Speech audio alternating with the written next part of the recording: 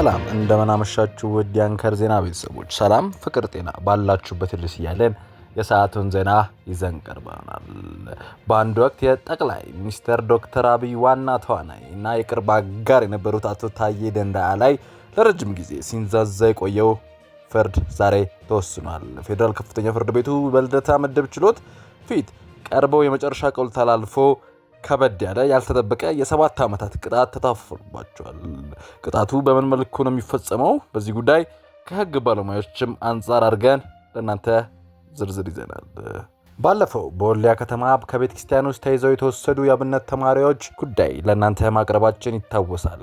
ዛሬ የሰማነው በወልዲያ ውስጥ ከቤተ ክርስቲያን ውስጥ ተይዘው የተወሰዱት የአብነት ተማሪዎች መለቀቃቸውን የአንከር ዜና ምንጮች ዘግቧል። የከተማ ሚሊሻዎች ተማሪዎቹን ለመልቀቅ በነፍስ ወከፍ 7000 ብር ጉቦ ሲጠይቅ የነበረ ቢሆንም ሚዲያው ሰኞ ዕለት መረጃውን ማውጣቱን ተከትሎ የመንግስት ኃላፊዎች ጣልቃ በመግባት ያለ ክፍያ እንዲለቀቁ ተደርጓል።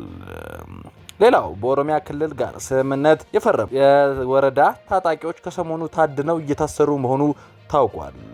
አሰረት ሚዲያ እንደዘገበው የዛሬ ዓመት በኦሮሚያ ክልል ጋር ከበድ ያሉ ስምምነቶችን ፈጽመው ከጫካ ወደ ሰላማዊ የተቀላቀሉ ሰዎች አሁን ግን እየታደኑ እንደሆነ ምንጮች ዘግበዋል። ሌላው መሰረት ሚዲያ በዘገበው ዘገባ በርካታ የፓርላማ አባላት ህገወጥ በሆኑ መልኩ ትርፍ የመንግስት ቤቶችን ይዘው እንደሚገኙም ታውቋል። በጉዳዩ ዙሪያ ምክር ቤቱ ትላንት ለጋዜጠኞችን ካስወጣ በኋላ ዝግ ስብሰባ አድርጎ እንደነበር መረጃዎች ደርሰዋል። ከፍተኛ ትችቶችም እና ንግግሮችም እንደተሰሙ ተነግረዋል። የተወደዳችሁ የአንከር ዜና ቤተሰቦች መረጃውን እየሰማችሁ አብራችሁን ስላላችሁ እናመሰግናለን። መረጃውንም አብራችሁን እየሰማችሁ ባላችሁበት ሁኔታም ላይክ፣ ሼር ማድረጋችሁንም እንዳትረሱ እንላለን። ለቻናላችንም እንግዳ ከሆናችሁ ሰብስክራይብ አድርጋችሁ ከአንከር ዜና እንድትወዳጁ ጋብዘናል። አሁን በዝርዝር ወደ ያዝናቸው መረጃዎች እንወስዳችኋለን። የአቃቢ ህግና ክርክርና የአቃቢ ህግ ክስ ተከሳሽ ተቀባይነት የሚያገናኝ ጉዳይ የለም።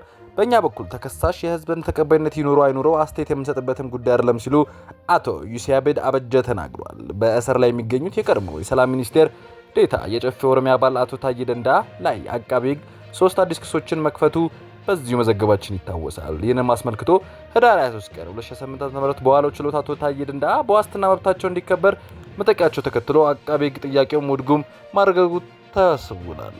አቃቤ ህጉ የዋስትና ጥያቄ ላይ ምን መከራከሪያ እንዳነሳ የተዘገበው የተደራጁ ወንጀሎች አቃቤ ህግ ዳይሬክተር ጄኔራል አቶ ያሲድ አበጀ ተከሳሽ ላይ የዋስትና ክርክር አቅርበናል። እነዚህ ክሶች ላይ የዋስትና ክርክር ነበረን። ሆኖም ተከሳሽ ላይ የቀረበው ክስ ከባድ ቅጣት የሚያስቀጣ በመሆኑ ዋስ ቢወጡ ተመልሶ አይወጡም የሚል ኢትዮጵያ አስረድተዋል። አክለውም በችሎት ያልተባለ ነገር በጠበቆች በኩል የተነሳው የተከሳሽ ህዝብ ዘንድ ከፍተኛ ተቀባይነት አለው፣ ተቀባይነቱን በመጠቀም በዋስትና ቢወጡ ለመንግስት ስጋት ናቸው የሚል ክርክር ተደርጓል የሚል ነው የተላለፈ ያለው ሲሉ ይህ ክርክር በወቅት አቃቤ ህግ በኩል የተነሳ ጉዳይ እንዳልሆነ አስረድተዋል። ተከሳሽ በዋስትና ቢወጡ ሌላ ተመሳሳይ ወንጀል ይፈጽማሉ የሚልም ክርክር መሰማቱ ተነግሯል። ተከሳሽ ከዚህ በፊት ንግግር አደረገውባቸዋል በሚባሉት ጉዳዮች ላይ ክስ ቀርቦባቸው ነበር። እነዚህ የቀድሞ ክርክር ላይ እያሉ በዋስትና ወጥተው ነው አሁን ድጋሚ ወንጀል የፈጸሙት። ይህንንም ክርክር የሚያሳይ ተመሳሳይ ችሎት ነው ለችሎት የምናስረዳው ይህንን በመጥቀስ ነው ብለዋል። ቅጣቱ ከበድ ነው ለሚለው የመነሻ ክርክራቸው ደግሞ የወንጀል ህጉ ላይ የተቀመጠ የቅጣት ጣሪያ ነው ብለዋል። ጣሪያዎቹ ሁሉም ቅጣቶች ከባድ በመሆናቸው የእያንዳንዳቸው ክሶች ሰዎች ይህንን ቅጣት በመፍራት በፍርድ ቤት በክርክር ይጠፋሉ የሚል የተለመደ ክርክር ነው ብሏል። የወንጀል መጠኑ ያደረሰው በጉዳት መጠንም እንደሆነ ተነግሯል።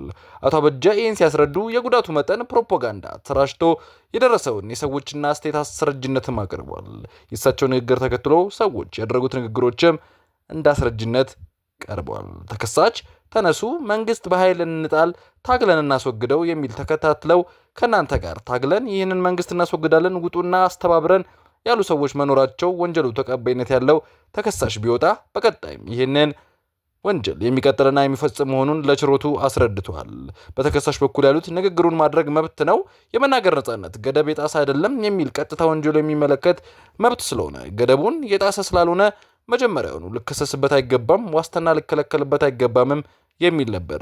በእነሱ በኩል የቀረበው ክርክሩ የቅጣቱ ከባድ አይደለም፣ በወጣ ወንጀል አልፈጸምም የሚሉ ለአቃቤ ህጉ ምላሽ የሚሆኑ ዋና ክርክሮች አይደለም የነበሩትም። በችሎቱ ላይ ያልተገባ ነገር በጠበቆች በኩል የተነሳው ተከሳሽ ህዝብ ዘንድ ከፍተኛ ተቀባይነት አለው፣ ተቀባይነቶችን በመጠቀም በዋስትና ቢወጡ ለመንግስት ስጋት ናቸው የሚለው ክርክር ተደርጓል የሚል ነው እየተላለፈ ያለው። የአቃቤ ሕጉ ክርክርና የአቃቤ ሕግ በተከሳሽ ተቀባይነት ላይ የሚያገናኘው ጉዳይም የለም ተብሏል። በእኛ በኩል ተከሳሽ በህዝብ ዘንድ ተቀባይነት ይኑሮ አይኑረው አስተያየት የምንሰጥበትም ጉዳይ አይደለም። የኛ ጀግና የህዝብ ልጅ ነህ የሚሉ ጉዳዮች ላይ ያተኮረ አይደለም የኛ ክርክር። እኛ አስተያየት ስቶበታል የሚል ስር ያነሳው ተከሳሽ ቅስቀሳ አድርጎ ይህንን ቅስቀሳ ተከትሎ እናድርግ የምትለውን ነገር እናድርግ የሚሉ ሰዎችን በተመለከተ ነው ተብሏል። መንግስት በኃይል እንጥላለን የሚሉ ሰዎች የሰጡትን አስተያየትና ችሎቱ ላይ በአስረጅነት ያቀረብነው የኛ ጀግና የህዝብ ልጅ ነህ የሚሉት ክርክሮች በፍጹም በእኛ ችሎታና በክርክር የተነሱ አይደለም። የተከሳሽን ንግግር ተከትሎ የተፈጸመ የተመዘገበ አመጽ አለ ስንለም ጥያቄ ያቀረብንላቸዋል። በዚህ ላይ አስተያየት መስጠት አንችልም ሲሉ የገለጹት አቶ የሐሳድ ምክንያታቸውን ሲያስረዱ ተከሳሽ ይህንን ጉዳይ ፈጽሞ ይህንን ንግግር አድርገው እንዲህ ያለ ጉዳቶችም አድርሷል ብለን ነው ክስ የመሰረቱት። እነዛ ጉዳቶች ደርሰዋል ወይም አልደረሱም ብዬ አስተያየት መስጠት ወደፊት ፍርድ ቤቱ ድምዳሜ ሊደርስበት የሚችለው ጉዳይ ከወዲሁ ደምድሜ እንዲደርስበት ማስረዳት ነው የሚሆነው ብሏል። ችሎቱ አቶ ታዬ ደንዳ ከዚህ ቀደም ጥፋተኛ በተባሉበት ወንጀል ቅጣት ሁኔታ ለማሰማት ዛሬ ህዳር 26 ተለዋጭ ቀጠሮ ሰጥቶ ነበር። ዛሬ በሚገርም ሁኔታ አቶ ታዬ ደንዳ የ7 ዓመት ከ2 ወር እስር ተፈርዶባቸዋል። የቀድሞ የሰላም ሚኒስትር ዴኤታና የኦሮሚያ ምክር ቤት አቶ ታዬ ደንዳ ጥፋተኛ ተብለው ዛሬ 7 ዓመት ከ2 ወር እስር ተፈርዶባቸዋል። አቶ ታዬ አርብ ዳር 26 2018 የቅጣት ሁኔታ ተላልፈባቸው በፌዴራል ከፍተኛ ፍርድ ቤት ምድብ አንደኛ የህገ መንግስትና በህገ መንግስት ላይ የሚፈጸሙ ወንጀለኞች ችሎት ጥፋተኛ በተባሉበት ህገወጥ የጦር መሳሪያ ይዞ በመገኘት ነው። የመንግስት ከፍተኛ ባለስልጣንና የክልል ምክር ቤት የነበሩት አቶ ታዬ ህገወጥ የጦር መሳሪያ ይዞ በመገኘት እንዲሁም ፍቃድ ሳይኖራቸው በቤታቸው ውስጥ አንድ ታጣፊ ክላሽንኮቭ ጠመንጃ ከ60 ጥያቄዎች ጋር ተገኝቷል በሚል ክስ ቀርቦባቸው ነበር።